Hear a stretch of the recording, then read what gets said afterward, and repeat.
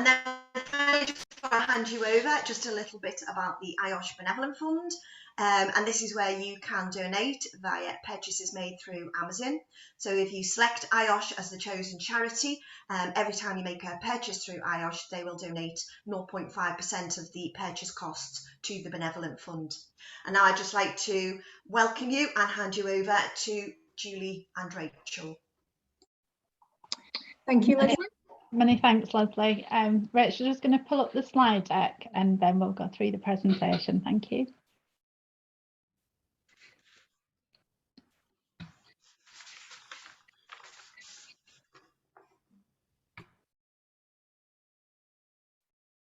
Okay, hopefully you should be able to see that. Thank you, we can see that, Rachel. Welcome and thank you everybody for joining our presentation today. Just before we go sort of into the presentation, we'd just like to provide you with a very quick overview of Sodexo and the range of food service offers that we provide. We are a leading facilities management company. We operate in around approximately 1,500 catering sites across the UK and I in a range of premises, including prisons, hospitals, schools, workplaces, including offices and factories, offshore installations and major events such as Royal Ascot, Chelsea Flower Show and the Olympics.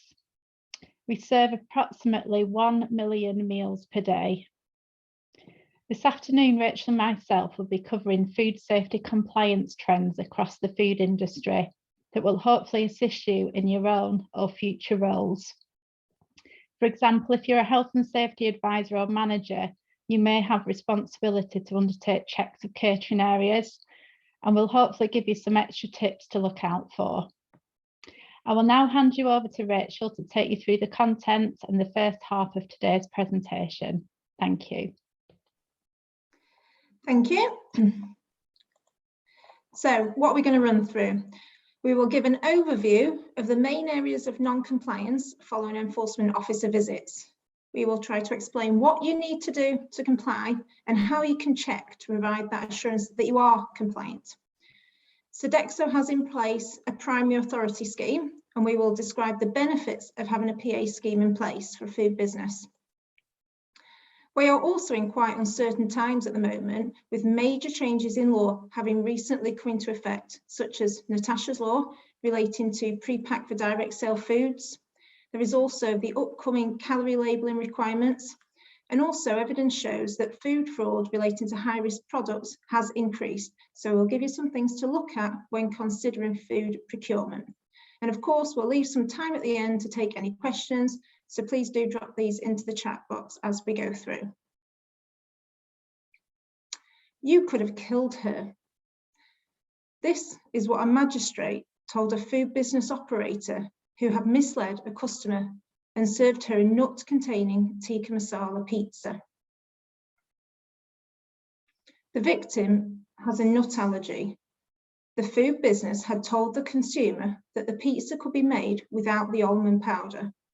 After a few bites, the consumer suffered anaphylaxis and administered her EpiPen and was rushed to hospital.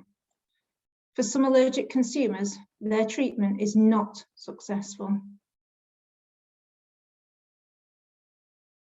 Tesco, they were awarded a £7.6 million fine for selling food which was past its use-by date in stores in Birmingham.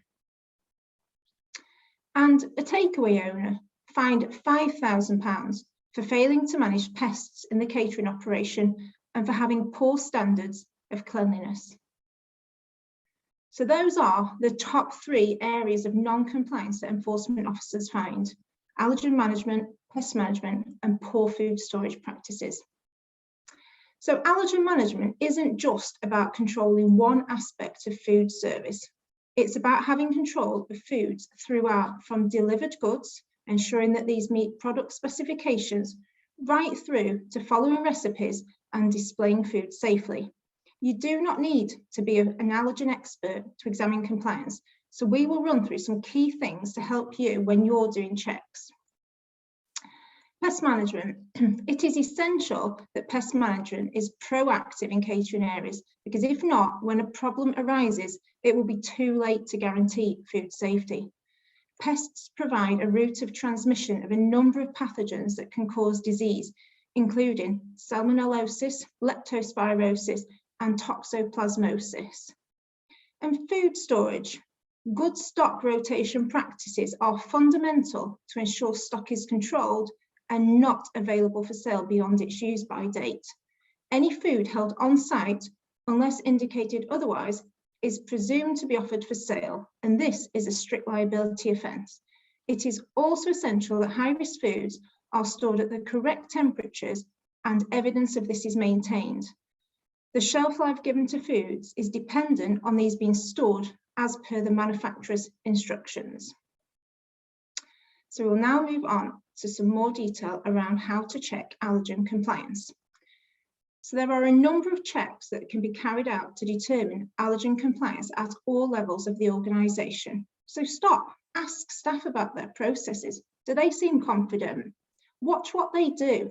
Are they washing their hands frequently? Are they handling multiple foods with the same equipment, such as knives and chopping boards? Check, is there a responsible member of staff available on each shift who can manage requests from consumers relating to allergens?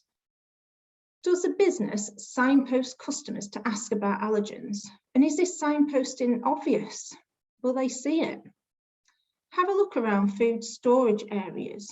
Go to the freezer and check, and the dry store. Are all open ingredient packages stored in sealed and labelled containers? And where appropriate, has the allergen information been accurately transferred for decanted foods? Is there a spillage policy, and do staff follow it? Food preparation. Is there an accurate record of the allergens present in the food that's being prepared? And does this include garnishes, toppings, and sauces? Are these records updated when there is a recipe change or a product change, or if ingredients are substituted by a supplier? Is all equipment and our work surfaces cleaned and sanitised before preparing different foods? And for front of house staff, do they have access to accurate written information about allergens? And do they know what they should do if a customer unfortunately experiences an allergic reaction? And we'll also talk about PPDS. So PPDS food is food which is packaged at the same place it is offered or sold to customers, and it is in this packaging before it is ordered or selected. As of the 1st of October this year, any business that produces PPDS food will be required to label it with the name of the food and a full ingredients list with allergenic ingredients emphasised in that list. The FSA has produced a wealth of guidance and training resources to support businesses in how to comply with the new regulations. Whilst it is essential to check that where PPDS labelling is applied, it is applied correctly, it is also really important for businesses to check that they are not producing PPDS foods without realising. This can be something as simple as putting a soup roll in a bag to prevent it going stale and not labelling it. Other products which may be classed as PPDS and therefore require PPDS labelling include pre-prepared sandwiches and salad boxes and individually wrapped cakes and pastries. Packed lunches also require PPDS labelling, except where specific meal choices are ordered in advance. On to pest management.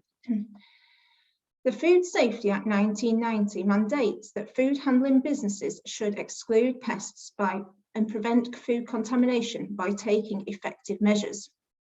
Effective control of rats and mice involves the elimination of their harbourages in and around premises and preventing access to food, water and shelter.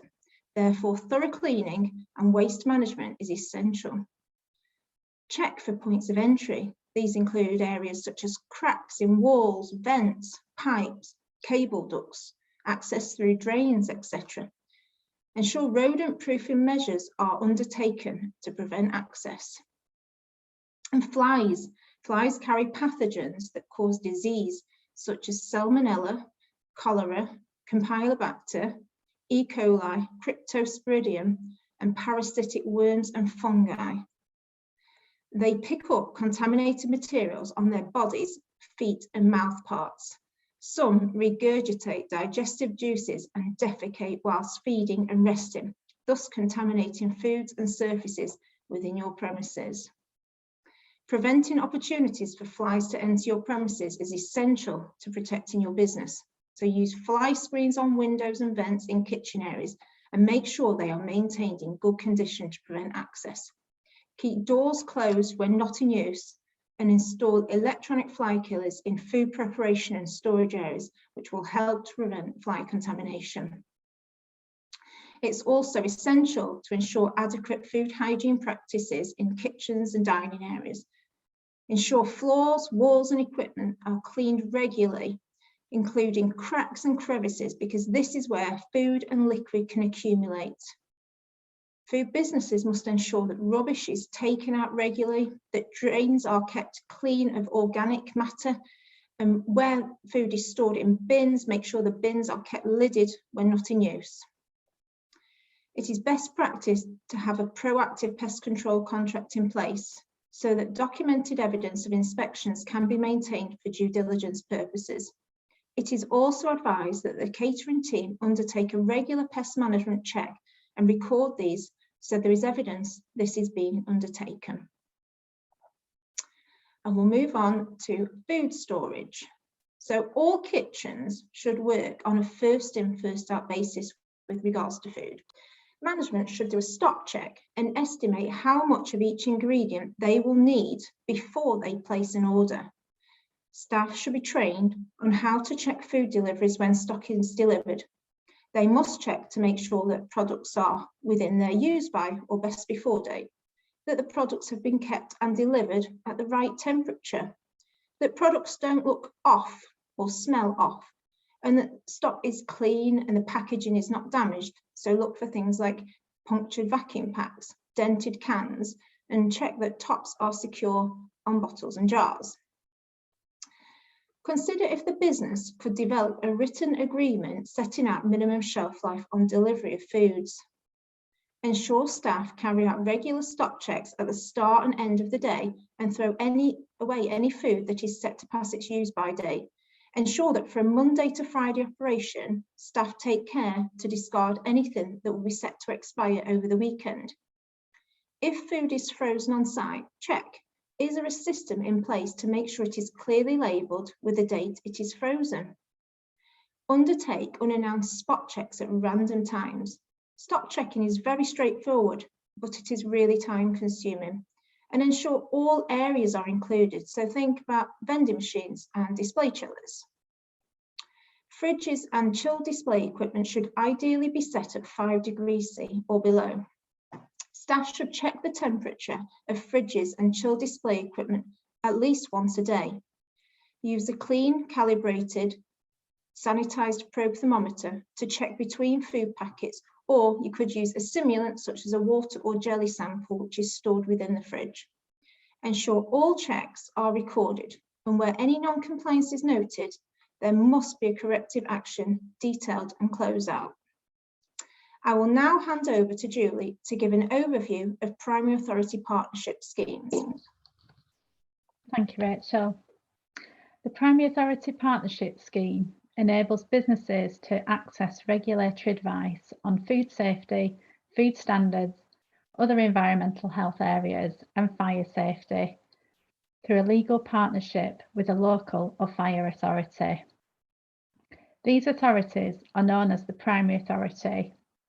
And here at Sodexo, we have 2 primary authority partnerships, one for food safety, food standards and health and safety, and the other for fire safety. It is permitted that you can access more than one primary authority for different advice.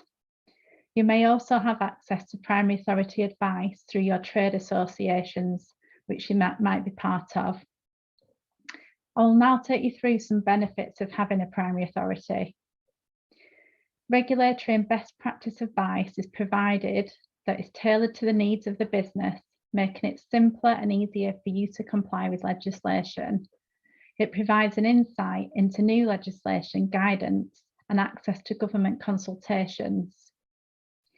It can also provide you with, if you are complying the law, it gives you protection from enforcement agencies. And if you follow the advice you are given, you can be confident that you're complying with the law. We have provided a link on the last slide of this presentation if you wish to find further information on primary authority partnerships. Next slide, please, Rachel. We wanted to provide you with some sort of future food safety developments and what's coming. The Food Standards Agency has recently announced it's developing a food allergy safety scheme. They are currently undertaking research if you want to get involved in this. The details of the actual scheme are yet to be made available, but there are suggestions at the present moment that this is going to be added to the food hygiene rating scheme. So this is the star rating. The aim is to support hypersensitive consumers in making an informed decision on where to dine out. I'd just recommend just to keep checking the Food Standards Agency website for further updates. The FSA is also developing a new tool that allows consumers to self-report food hypersensitivity reactions or near misses.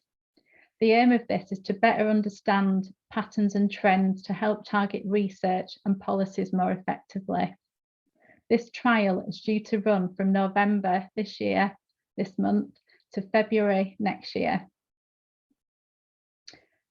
Another item on the horizon is calorie labelling. This legislation is due to come into force next April in England, requiring certain businesses to display calorie labelling. Certain exemptions apply that we will cover on the next slide. Finally, on this slide, research has concluded that food fraud increased during the COVID-19 pandemic and continues. The Food Authenticity Network, in consultation with its members, concluded that the conditions created by the pandemic have increased food fraud vulnerability. Thank you. Next slide, please, Rachel. We'll go on to calorie labelling now in a bit more detail. So the calorie labelling regulation comes into force in England in April next year, requiring certain businesses with over 250 employees to display calorie labelling. Type of businesses in scope are listed on this slide and include students above 18 years old, food offered for payment in hospitals and care homes, workplace canteens, food offered from delivery apps and via distance selling by other means on delivery, food offered in military establishments, criminal justice establishments, and within transport within the UK. Businesses selling food in scope of the regulations must display the energy content of the food in kilocalories, reference the size of the portion to which the calorie information relates, display the statement that adults need around 2,000 calories a day, and this information must be provided at the point of choice for the customer. This is considered as any place where customers choose what food to buy. So for businesses where consumers may choose their food in several locations, such as on a menu or a display case, or on an online menu, businesses are required to provide calorie information at each location. And as you can see from the slide, there are a few exemptions to the regulations, and these include students below 18, food offered to patients not for payment, food offered in the military canteen by the military, and food offered by international transport to or from the UK. So those are the exemptions. Again, if you require further information on this topic, we have provided a link to the government website on this at the end of the presentation. Thank you. Next slide, please, Rachel.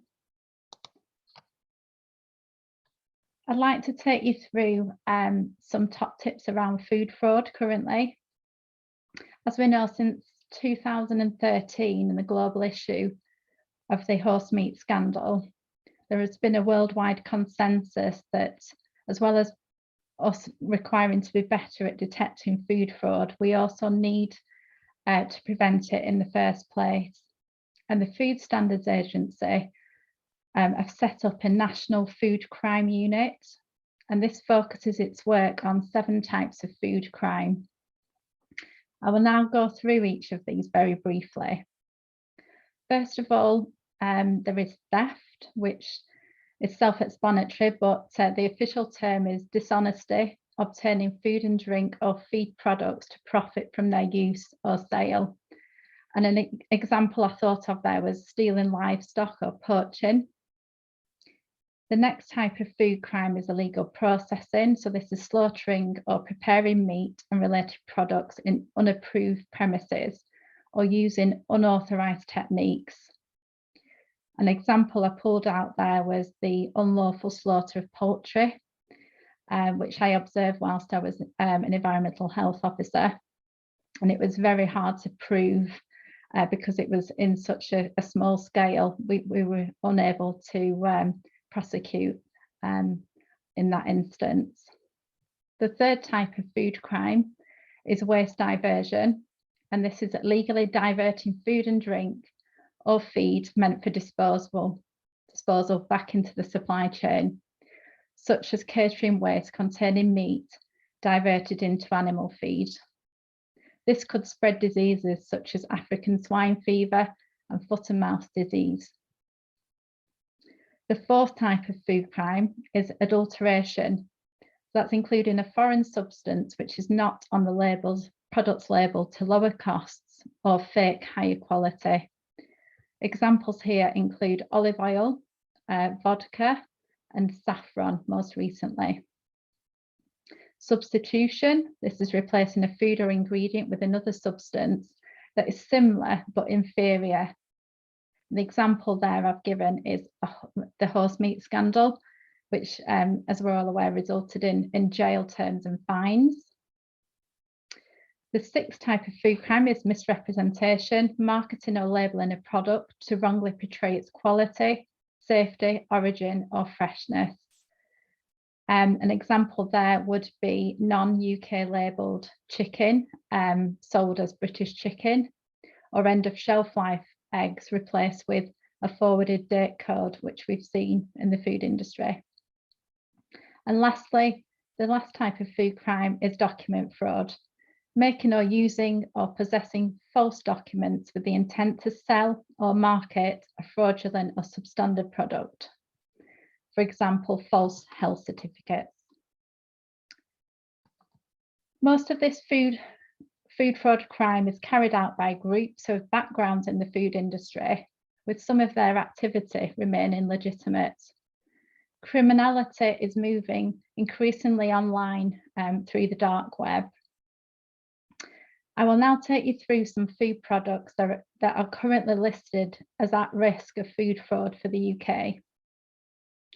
Arabica and Robusta coffee beans are being substituted with cheaper beans. Brazil, the world's biggest producer of the premium Arabica coffee beans, has seen its crops impacted by droughts and frost this year, significantly raising the cost of unroasted coffee beans. The lockdown of certain areas of Vietnam during the pandemic has left it struggling to export its coffee beans, and prices have risen 50% so far this year. The second type of food fraud we have seen is due to a reduction in meat processing. This is again due to the pandemic and the shortage of labour, and HGV drivers have led to a disruption in the meat industry that you've probably seen in the press recently, causing a backlog of animals on farms. And the opportunity for fraudsters to take advantage of this situation and divert animal byproducts into the food chain or slaughter animals outside of official controls has obviously increased. Other areas of interest is probably more around Christmas time. is the poor grape harvest, which has left or leading to a champagne price hike. So recommend getting your orders of champagne in now. Also areas to look out for is the substitution of fish with endangered species. And there has been a poor durum wheat harvest, which will lead to higher pasta prices. So just to conclude this slide, the FSA, the Food Standards Agency, are advising food businesses to be vigilant. So our tips to prevent exposure to your businesses to food fraud include: be aware of the foods at risk by looking at the National Food Crime Unit Industry. They provide a monthly newsletter that you can sign up to. Again, details are provided on the end slide. Perhaps sign up to the Food Authenticity Network, which provides training and food fraud prevention advice. Complete an FSA, Food Standards Agency, fraud resilient self-assessment tool to find out your potential vulnerable areas. There are other tools available as well out there to help you do this. But lastly, know your suppliers, your food suppliers. For example, have they got third-party certification? Do you use reputable or approved suppliers? Do you have agreed specification? And do you audit your suppliers? And lastly, probably the last thought is, if it's too good to be true, it probably is. I will now hand you back to Rachel to provide our final top tips. Thank you. Thank you. So what I would like you to take away from today will be that even if you're not a food safety expert, you can improve compliance in the business by putting yourself in the catering environment and taking some very simple steps. But firstly, make sure you are following best practice for working in a food environment. So think about your health. Are you well? If you're suffering any illness, you shouldn't be going into the catering environment because you could transmit foodborne illness. When you enter the kitchen, always wash your hands. This prevents cross-contamination being introduced, and it also acts to show best practice, enables you to check that there are adequate facilities, including soap, warm running water, and a hygienic means of drying hands. It is important to note that it is a legal requirement for food premises to have a supply of hot running water, and therefore if you encounter an issue with the water, you should look to cease food service until this can be resumed. Failure to do so could result in the premises being closed by an enforcement officer by service of a hygiene emergency prohibition notice. And when you go in the kitchen environment, make sure you are wearing suitable protective overclothing. For example, a clean white coat and a hairnet. And make sure your footwear is clean and suitable for the environment in which you are visiting. So consider COVID-19 control measures. Look at self-service counters. Consider if they could be limited, which will help reduce shared hand contact points, such as utensil handles, and provide hand sanitizer on entry to catering areas. This may need to be reviewed in line with government guidance. Take a fresh pairs of eyes approach when you are walking around the kitchen. You will spot what others have missed. So for instance, areas where cleaning hasn't been completed. Ask staff questions. Are they confident? If not, that is a training opportunity. Check date codes of foods and check for pest access points. Check for droppings and other signs of pests. And randomly do a deeper dive. For example, review an allergen record and check the correct allergens have been identified by checking the ingredients used and their allergen declarations. So be proactive, check, question, challenge, and provide yourself with the assurance that the catering operation is compliant. I'd like to thank you very much for having us here today. Thank you for listening, and we welcome any questions. Thanks, Rachel. Thanks, Julie. We do have some questions in the chat box. So Peter, I think you started off by asking a question about recall with larger stores. Do you want to expand on that one?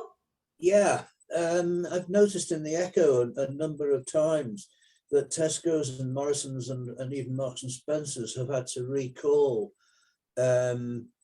items due to sometimes poor labelling, but sometimes dangerous ingredients, for instance, plastics and so on. Are these bigger stores cutting back on their quality assurance? I can take that one, Rachel. Thanks for your question, Peter. I probably can't answer for the retail sector working in catering, but we have seen an increase at the moment with a specific pesticide, and that's probably linked to a lot of the retail products you've mentioned, and it's relating to ethylene oxide, which is a pesticide, or it can be used as a sterilising agent, and it's carcinogenic, and it's originated from India, and I know it's definitely affected approximately 40 products across the retail industry. So that's probably recently, over the last 6 months. Regarding the quality assurance, I'm sure the pandemic has had an effect with furloughed staff, for example. We've not seen a direct impact on that. We've not seen it, apart from the ethylene oxide, we've not seen a dramatic increase in food recalls, Peter. That's probably a good tip as well for people if they're not already signed up to the Food Standards Agency website for food recalls, just to keep an eye on, recalls in the industry as well. Thank you. Okay, Joanne had a question as well to ask, with the knowledge of food safety, do the presenters ever get put off from eating out? That's a great question, Joanne. I am probably, I'm probably less, I do look at the food hygiene rating, I must admit, when I eat out or a takeaway. Because I don't inspect in my area, which is what I used to do. I never used to eat out where I lived, unfortunately, because I knew the back of the kitchen. But no, it doesn't put me off. I just make sure that I look at the food hygiene rating, and I'll leave that question for Rachel as well. Can I ask a question? What is the food hygiene rating you wouldn't go to? What score would you say, no, I wouldn't go to that place? I think for me, it's got to be at least a 4 or a 5, because that's what we expect in Sodexo. It should be a 5. To me, you've got to be compliant with the legislation. There's got to be a really good reason why you shouldn't be achieving a 5, in my opinion. What is the difference then between a 4 and 5, other than one's one above? What type of thing? Yeah, that difference between a 4 I think a 5, you are meeting legal requirements. A 4, you may have 1 or 2 non-compliances in legislation, and 3, you're losing confidence in management. There might be poor hygiene, going down to you can go down to 0, which is, that premises should be closed or has been closed. And have they got a duty to display that, what rating they are, and where should they display it? Yeah, the good question, Tony. It isn't mandatory in England presently. You will find it's mandatory in Wales and Northern Ireland currently. In Scotland, they do have a different scheme. So in England, it's not mandatory, so they don't have to display it. If they do display it, it should be somewhere visible. So maybe on the door or on the website, for example. So yeah, you'll find that if you enter a premises and there isn't a star rating or a food hygiene rating up there, it's probably quite low. Right. And you can check on the Food Standards Agency website. So if you wanted to just check remotely before you go and book your meal, for example, you can check on the website. So you can say every restaurant's been visited, but they don't necessarily have to display the signs. That's right, yeah. And to be safe and sorry, always go for a 5.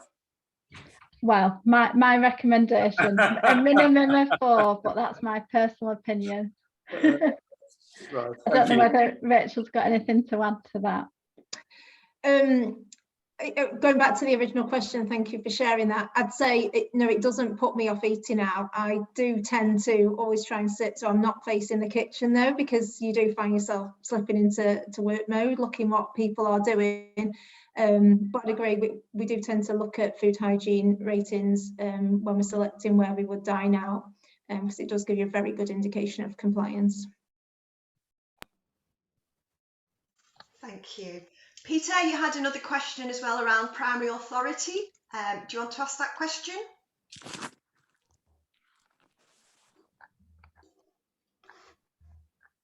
Is Peter on mute? In case you're having problems, so the question was, if you go to a primary authority, could you be taking a chance on FFI, which I take is fee for intervention? It is. Yeah, sorry, I was on mute. Basic error. Yeah, if you get to know these local authority people too well, is there a possibility you could slip yourself into a problem where they then start to prosecute and you get FFI action? Good question, Peter. The fee for intervention doesn't currently apply to food safety, but obviously with health and safety and fire potentially. With regards to our primary authority partnerships, that's a legal partnership, and it's all about providing advice. We do obviously pay an annual fee for that arrangement, and we do have regular meetings as part of that arrangement.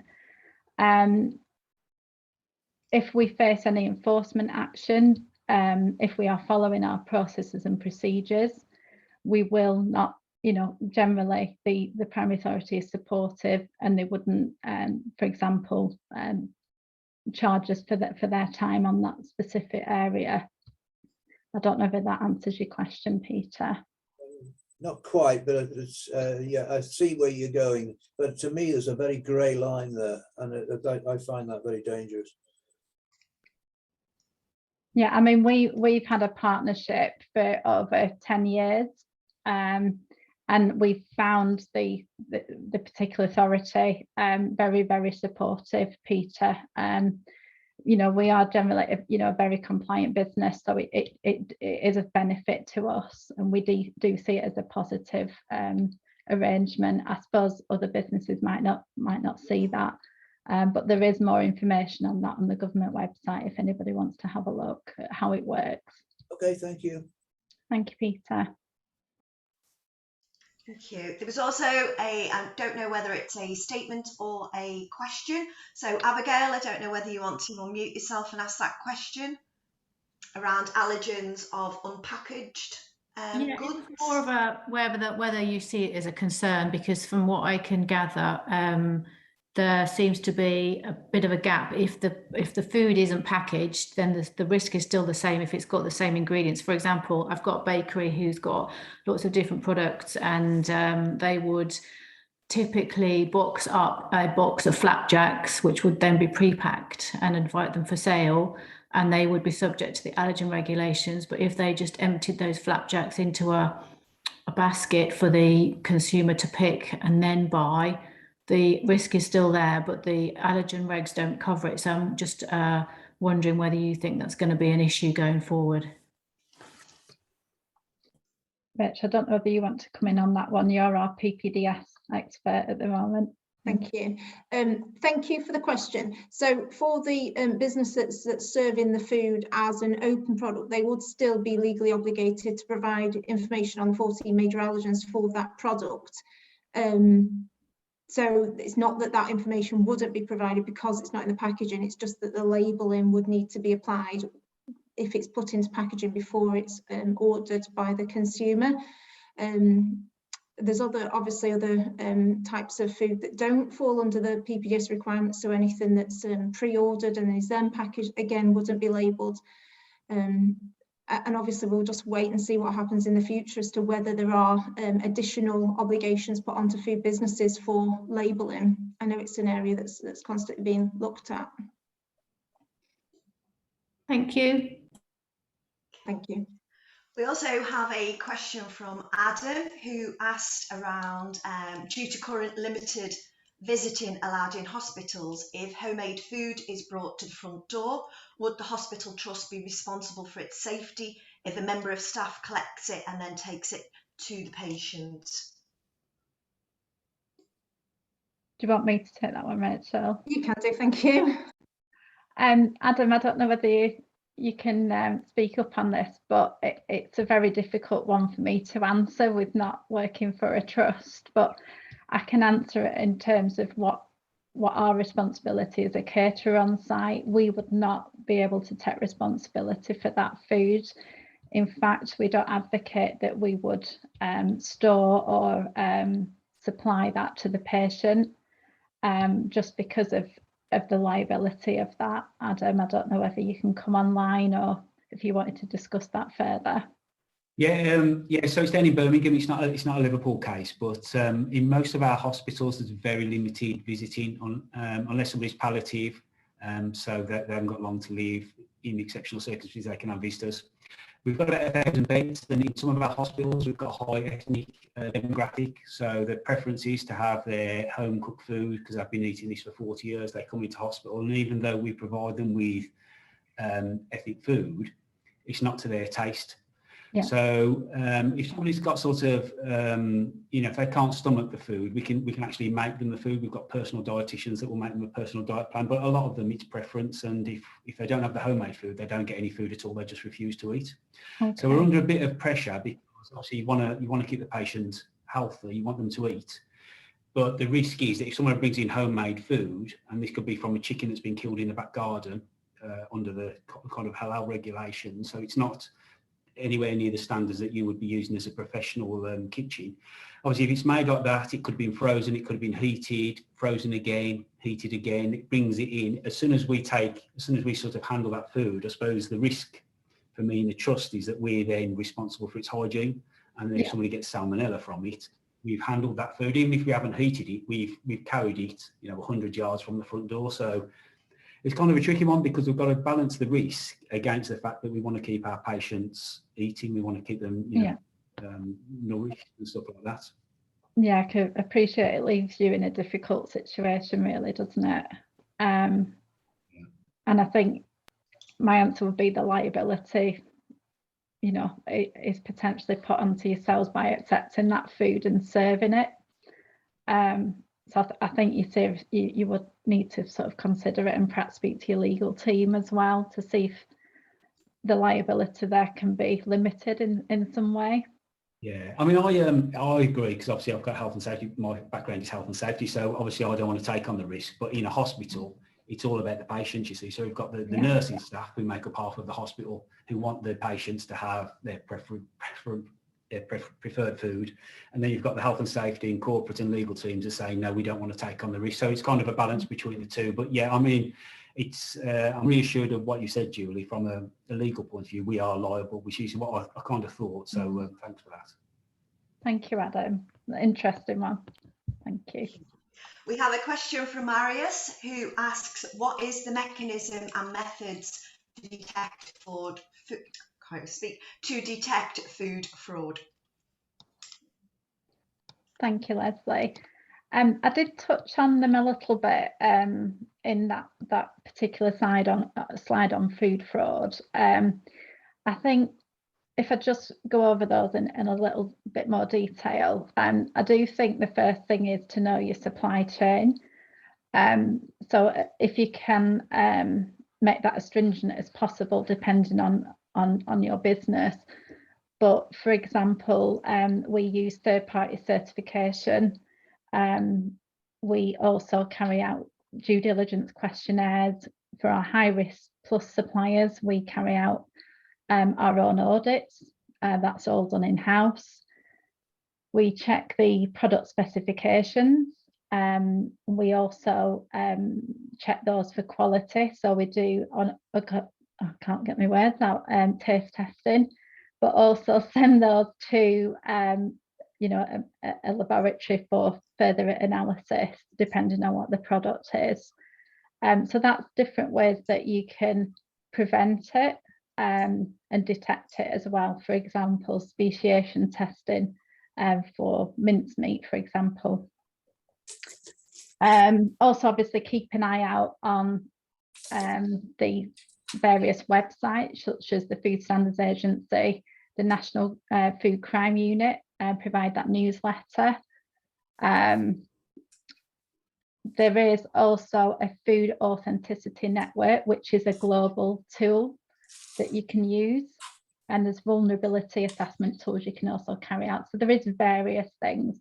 If you need more details, there are certain HACCP and VACCP courses, vulnerability assessments, that you further training that you can do to get into this area. So that's probably what I would recommend there.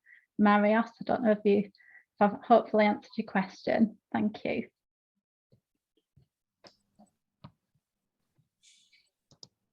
Okay. Thank you.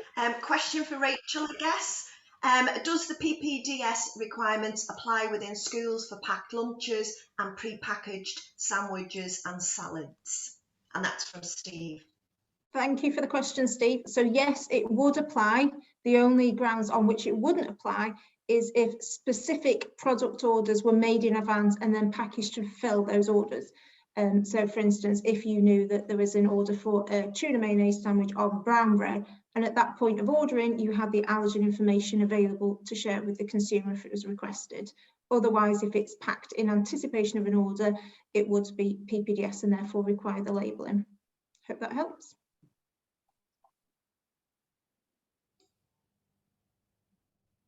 Does that answer your question? Yes, Steve's put thank you in the box. Thank you. Thank you. Let me just go back. I think there was another question from Peter, and this was in relation to green fraud. Peter, do you want to expand on that question? Yeah, I read an article earlier today about there's an awful lot of labelling going on, claiming products are, shall we say, in inverted commas, green, when in fact they are not totally, or they are completely not green. Does the legislation cover that? How is it enforced? Peter, is this in relation to pre-pack for direct sale? Yeah, where there's food on the supermarket shelf, claiming to be green and healthy and natural and all the other buzzwords. Is anything that you're dealing with deal with that sort of illegality? Yeah, at the minute, that legislation around calorie labelling and the healthy, you know, the green, amber, red is on the packaging. That's all coming into force in April next year. I'm talking in terms of more natural foods, where people claim that the cattle have been not fed anything which has been genetically modified and things like that. Is that covered in what you're talking about? We do get involved in health claims and nutritional claims. There is specific legislation around that, Peter, but with us being caterers, we don't get involved with that. We would check our suppliers for that information, but that's not something that we could probably best advise on, Peter. That may be a trading standards issue as well, mightn't it? Yeah, thanks, Leslie. Okay, and I think that's all the questions. Over to you, Tony. Any last remarks? Has anyone else got any burning questions before I finish this, conclude it? No? Well, can I just pass on my thanks to Julie and Rachel? A very, very interesting talk, a very niche area, but one where I'm going to sit down and enjoy my tea and think about everything behind it tonight, you know, and at least I can know which restaurants I can go out to eat at. But your expertise came through, and I can't thank you enough for bringing what is one area we've never covered in IOSH, and making us aware of the issues that affects us on a day-to-day. So thank you, Julie and Rachel, on behalf of IOSH. Thank you, Tony. Thank you. Okay. Thank you for having us. You're very welcome to stay. We're going to have a very quick networking session If any members have got any questions for the committee, because we normally have a committee meeting after this. Are there any questions for Julie and Rachel before they sign off? Speak now, forever behold your peace, as they say. If not, Tony, could you also mention about our next meeting as well? Yeah, just to say, our next meeting, we're not getting speakers in. It's an opportunity for members to have their say about the Merseyside committee. So we're going to have a coffee afternoon. What date is it, Leslie? What date did we say? Sorry. It is the 23rd of November at 12 o'clock. 12 o'clock, 23rd of November, and we're going to have a coffee meeting at midday just to discuss the committee, way forwards, have a networking session. Please share that with your colleagues, and please join us for that, because we find it very important to deliver what you want for the members, to build up your CPD and to make it interesting for you. We are going to have a face-to-face meeting in February next year, so that's one of the changes we're going to have. But one of the things we want to do is get feedback from you as members on the committee. Is there anything else from a networking side for Julie and Rachel? No? Well, can I pass on my... I'd just like to say... Sorry, I was going to say, I'd just like to say in the chat box, there's lots of comments there saying it's been very useful, very informative. Thank you for the presentation. Yeah, it's been great. Okay, thank you. Thanks very much.